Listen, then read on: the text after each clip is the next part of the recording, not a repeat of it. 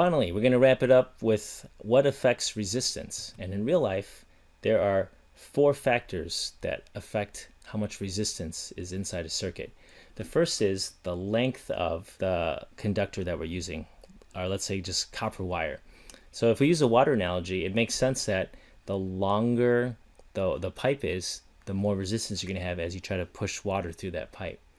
The next factor is the cross-sectional area. So if you have a thicker pipe versus a thinner pipe, you're going to have less or more resistance. So a good example of that in real life is jumper cables for a car to jumpstart your car's battery if it ever dies in the winter.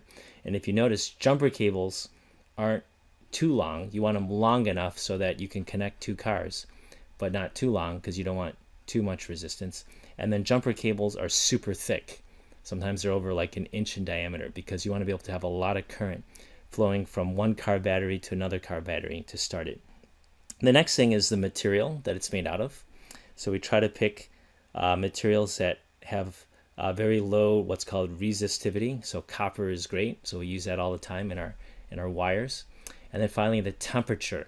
So if you have a wire that gets really hot, then you can think of the electrons shaking around a lot inside that copper wire. So that creates more resistance because it's harder for charges then to move through the wire because the electrons inside are bouncing all over the place. Kind of like when the bell rings at the end of the day and the hallways are nuts. It's hard to get through there. So to wrap up, this is a little visual of the resistivity equation. The very first thing we can change is the material we use. So if we use something like aluminum or copper, it has a very low resistivity. So we're not going to get a lot of resistance in that wire. So that would be bad for like a toaster, because a toaster you want something with a lot of resistance like nichrome wire so that it blocks the flow of charge. So it's like shoving a lot of rocks inside a pipe, makes it hard for the water to flow. So you can think of that as our analogy for electrical current flowing here. So here it's going to try to block the flow of charge, a lot of resistance. It'll get nice and hot, make your toast. Or like the defroster in the back of your car in the morning if it's all iced up from winter snow or morning dew there. Next is the length of a wire. So if we have a big coil of wire, we're going to get more resistance versus a smaller coil of wire.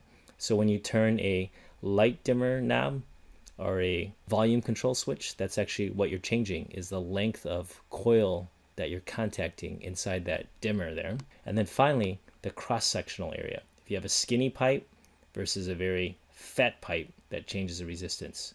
So in real life, you want a very thick cable with a big cross-sectional area for a jumper cable to jumpstart your car in the morning if the battery dies or there's an emergency. Today, in a nutshell, we introduced some key concepts of electrical current.